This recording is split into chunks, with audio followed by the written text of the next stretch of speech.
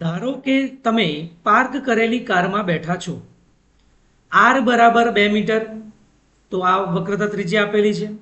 હવે 2 મીટર વાળા side view મિરરમાં એક વ્યક્તિને કાર તરફ દોડતી આવતી નિહાળો છો. સાઇડ વ્યૂ મિરર તરીકે બહિર્ગોળ અરીસો વપરાય છે. બહિર્ગોળ અરીસામાં આરનું મૂલ્ય કેટલું લેવું? ધન.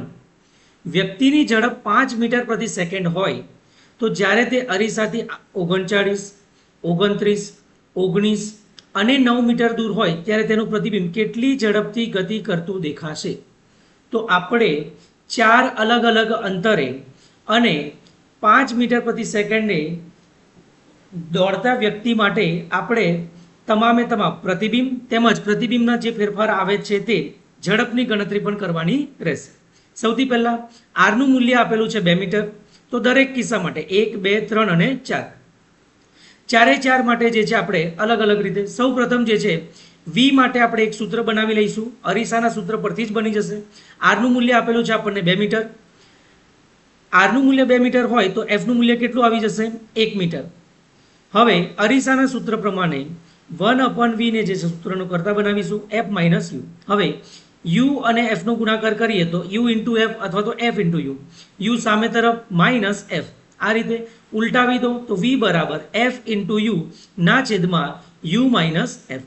એટલે દરેક કિસ્સાઓ માટે આપણે સીધા પ્રતિબિંબ માટે આ રીતે વાત કરીશું. બરાબર છે. દર વખતે જે છે આપણે અરીસાનું સૂત્ર આ રીતે લઈએ તેમ જરૂરી નથી. સૌ પ્રથમ જ્યારે વસ્તુ જે છે 39 મીટર દૂર છે, હાલાકી બહિર્ગોળ અરીસો હોય કે અંતર્ગોળ અરીસો હોય, વસ્તુ અંતર ઋણમાં જ લેવાનું રહેશે. સર્વપ્રથમ એના માટે તો પ્રતિબિંબ પહેલા માટે વાત કરીએ છીએ તો v1 તરીકે લખીએ તો f into you, you minus F. મૂલ્ય જે છે સંખ્યા પ્રણાલી પ્રમાણે મૂકીશું. f નું મૂલ્ય જે છે ધન આવે, યુ ઋણ જ આવશે, ઋણ ધન થઈ જશે. આ કેન્સલ આઉટ કર્યા બાદ સર્વપ્રથમ 39 મીટરે રહેલી વ્યક્તિ અથવા તો વસ્તુ આપણને ક્યાં મળશે? 39/40 મીટર અંતરે. બરાબર છે. હવે આપણને આપ્યું છે વિગતોમાં કે 5 મીટર પ્રતિ સેકન્ડની ઝડપે દોડે છે તો 1 સેકન્ડમાં એ અંતર કેટલું કાપી દેશે? પહેલા છે 39, તો આગળ જે છે 5 બાદ કરતા એ ક્યાં હશે? 34 પર. તો ઋણમાં જ લઈશું. તો કેમ?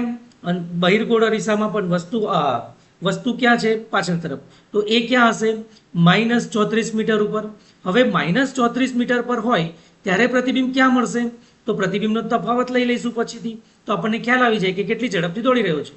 તો પ્રતિબિંબ અંતર તો v2 બરાબર f into you, you minus F. મૂલ્ય મૂકવામાં આવે 34/35. હવે અગાઉ જે છે 39 મીટર માટે જે મળ્યું એ અને 34 મીટર માટે મળ્યું તે, એ બંનેનો ફેરફાર આપણને જે છે એ શું આપશે? ઝડપ.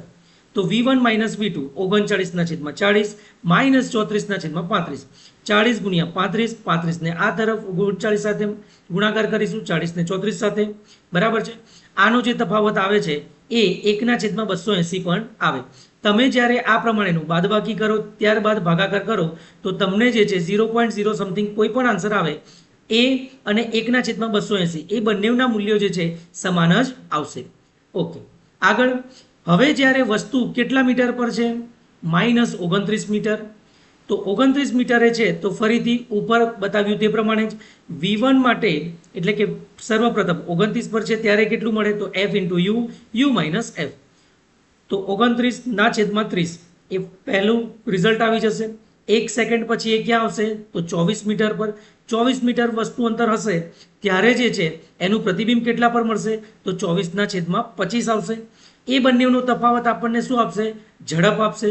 તો ફરીથી 25/30, 25/29, 30/24 વચ્ચે માઇનસ કરીને ફરીથી આ પ્રમાણેનો જવાબ લાવવાનો રહેશે. આગળ વસ્તુ જ્યારે 19 મીટર પર છે ત્યારે શું? સૂત્ર એ જ આવશે 19/20 પહેલા માટે. આગળ વધી જશે તો 14 મીટર પર હશે. તો હવે જે છે 14 પર હોય ત્યારે ક્યાં આવી જશે? 14/15. બંનેનો તફાવત કરવા માટે ફરીથી આપણે ગુણાકાર કરીશું, ક્રોસ ગુણાકાર. 20/15, 15/19, 20/14.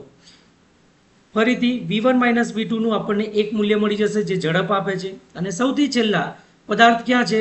9 મીટર પર. તો 9 મીટર માટે આપણે વાત કરીશું, સૂત્ર એનું એ જ રહેશે. તો 9/10 ફરીથી ક્યાં આવી જશે 4 મીટર ઉપર. તો 4 મીટર માટે ફરીથી આપણને પ્રતિબિંબ કેટલું આવશે 4/5. તો 9/10 અને 4/5 નો તફાવત ફરીથી લઈશું. તો V1 - V2 10 × 5 50, 9 × 5 45, 10 × 4 40. 45 માંથી 40. આ રીતે કરતા V1 - V2 આપણને કેટલું મળશે 1/10 અથવા તો 0.1 કહી શકીએ છીએ. તો આપણે કહી શકીએ કે સરેરાશ ઝડપ જે છે 1/10 અથવા તો 0.1 મીટર પ્રતિ સેકન્ડ થશે.